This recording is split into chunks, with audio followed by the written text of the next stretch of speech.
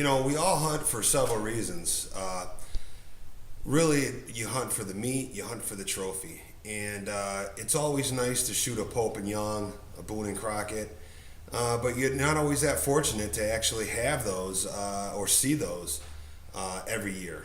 If you are, man, you need a friend, I'll be your friend. But anyways, some of the farms that we inquired this year, we put our trail cameras out. We watch the trail cameras every couple of weeks to see what's on there. And one of the farms that we found had a lot of small bucks. Only had a few does, but had a lot of small bucks. So we culled some of the smaller bucks out of that farm in order to pass on the does and actually have meat. So when you do cull a small buck, you're not going to stuff the head of a little buck unless it's your first deer, which, trophy is in the eye of the beholder. But I want to show you what I like to do when I do have a small buck. I don't want to just waste the horns. So what I do is like to make the European mount. Now you can send a European mount out. It's going to cost you anywhere from $200 to $300 to have it done. But I'm going to show you how I take care of a European mount. So here's a couple of the smaller bucks that we harvested this year. There's a spike, and then this is one that my son shot with his bow, a little 7-pointer here. So let me show you what we're going to do with that.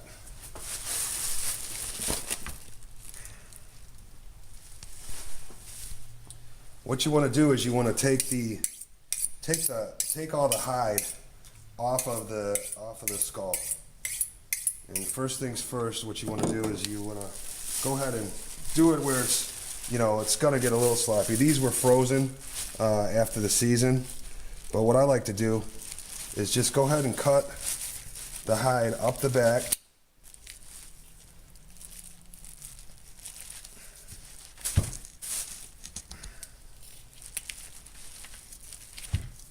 Right around the horns, right down the skull.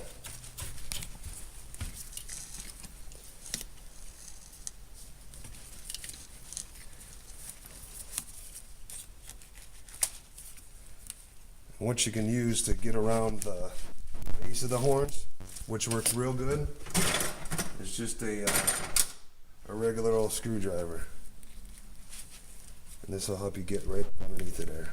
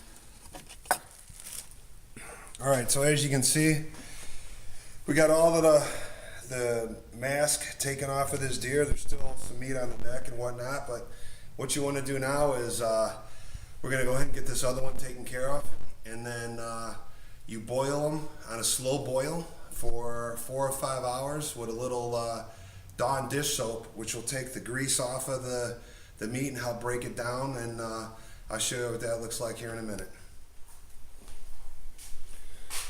All right, so now what I did was I took the skulls and I've got them in a pot of water. You just need a little burner, very low. You don't want this boiling, you just want it to simmer. I'm using one of my wife's favorite pots, but she's not home today, so that's why I'm using it. I'll get it cleaned up real nice, and that's the trick to it, is you do not boil these, just simmer them, and in that way it cleans up real nice. As you can see, I've got the skulls immersed up to the horn in just water, and it's just starting to get a slow boil. And what you want to use is this Dawn dish soap. Dawn fights grease, and obviously with a little duck on there, you know, they're trying to show oil spills that it helped clean them up. But what that grease remover does, or it breaks down the oils and the greases on these deer skulls. So yeah, you're gonna let this sit there for probably 5 hours, maybe 6 hours. We'll just have to check it every hour. So we'll come back and check it here in a little bit, and then I'll show you what you do next. All right, guys. So let's take a look at the soup here. Man, looks like a little jacuzzi. It's been about an hour. Little deer head jacuzzi and going on. It's as you see, the water's it's just simmering, and that soap, you can really smell the soap. It's loosening everything up real nice. Like I said, it's only been an hour. These things are gonna have to sit in here at least 2 to 3 hours, and you'll start seeing the meat just falling off the bone. You lose the jawbone, the eyes, you know, the tongue, everything will come out of it. So yeah, it's just a long process, but it really does pay for itself in the long run. So let's let it sit here and boil a little bit more. I want to make sure that the water stays just up to the top of the horn, up to the skull. That little bit of hair that's around the bottom of the horn, I want to make sure that gets nice and soft so that you can take all that off later. So, all right. Looks like I said, a nice little deer head jacuzzi on a cold day. All right, we'll be back. All right, well, we'll let these deer heads sit in here for, it's going on about 2 hours now. And as you can see, a lot of the meat, like this one, the jawbone's already come off. This meat's just getting soft. It's just starting to separate. You'll wanna, I'm just gonna take a knife here and cut what I can off of it. You know, and this is coming along pretty good. You just let still has a ways to go. Let's look at this other one here.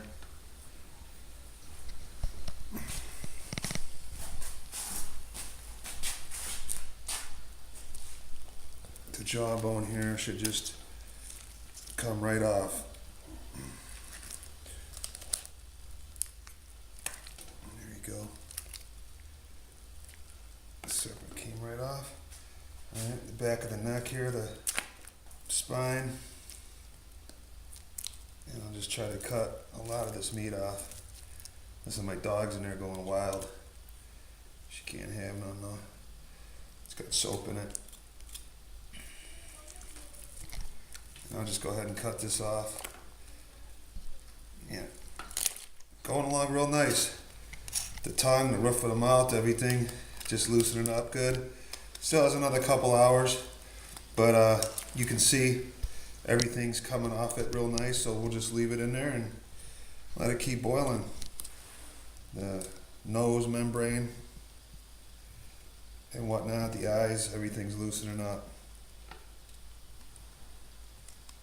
And like I said, guys, this is a real easy way to do your own European mounts, you know. I mean, I've got some I've sent out, but had them done, paid for it. But you know, if you end up harvesting a lot of deer, and we are bone collectors, so here's a way to do it yourself. So we'll let this sit and we'll come back. All right, so it's been probably 4.5, maybe 5 hours now. And as you can see, most, if not all of this, the meat is coming off of these. And what I want to do now is, let me just shake it, get some of that brain matter out. You can see it's on the back here. I don't want to overboil it. These bones on the nose here will start to get real soft if you overboil it. So I'm going to take it out right now, and I'll show you how I do one of these to clean it up. Just take it over where you can work on it. You got to be real careful with these, with the bone there, not to crush the top of this bone here. Yeah, and everything's really soft on this. So what I'm going to do is I'm going to get an old toothbrush and start removing some of this.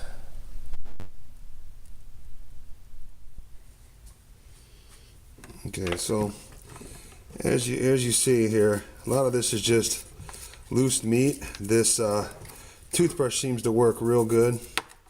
Look at it, one of the tooth just fell out. You can get all that cleaned up. Pick all this other meat out of here.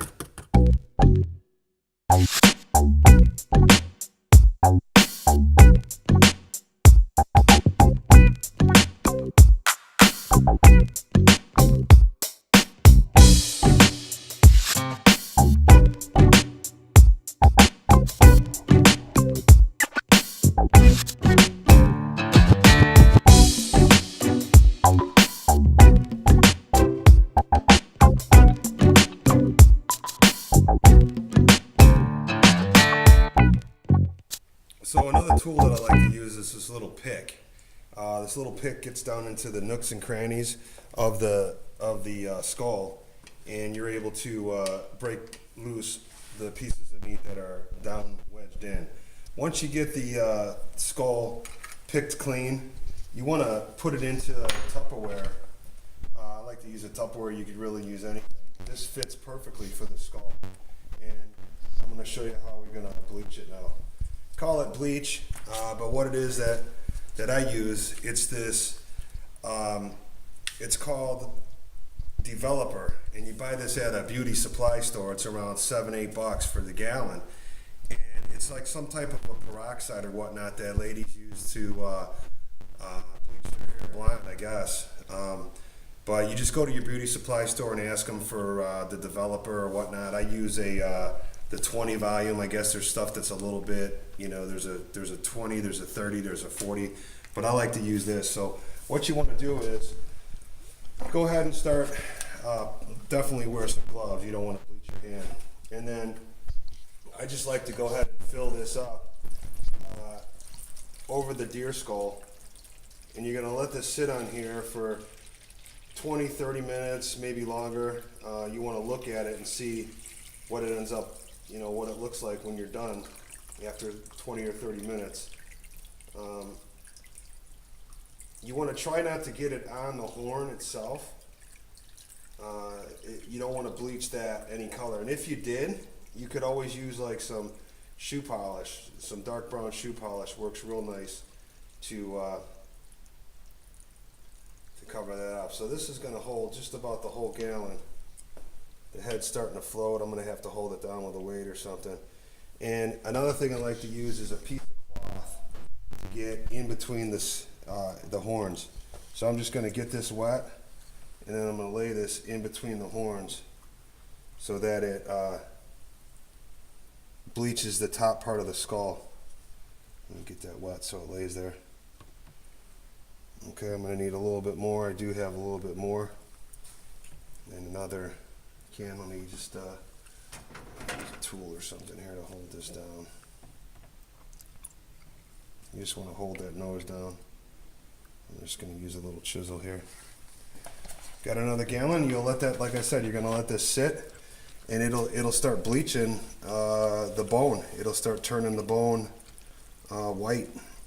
Now, one of the things I like to do as well is I let this dry. You know, I took it out of the water, and the bones were pretty soft. So I like to let that dry for you know, a good 6-8 hours. I actually let it dry overnight, and I'm back at it here. And I'm gonna just lay this over to make sure that I get completely covered with this volumizer. And yeah, I'll show you what it looks like when it's all done. All right, so I've had the deer soaking in the peroxide, or the developer here, for about 45 minutes. So let me go ahead and take it out. Be careful, don't let it splash on you. And you can see that it's turning the bone all nice and white color here. And you know, bone color. Now, one of the things that what you need to do now is go ahead and let this dry. Turned out real nice. There you go. There's your European mount. You want to let this dry, and then what I like to do sometimes is I'll spray it with this polycritic clear satin. It's a crystal clear finish, ultra fast drying. If you boil it too much, these bones here will become loose. These ones actually are not. But if they do become loose, you can put some super glue on it to keep it in, some Elmer's glue to keep them on or whatnot. But you know, it's not the same as with the Beetles, of course, but for less than 15 bucks, you can go ahead and do the same thing, a European mount. And what I like to do is stack these skulls in the corner and you know, remember all the bone collecting I do over the years. So give it a shot. You'll be happy with it. Thanks a lot.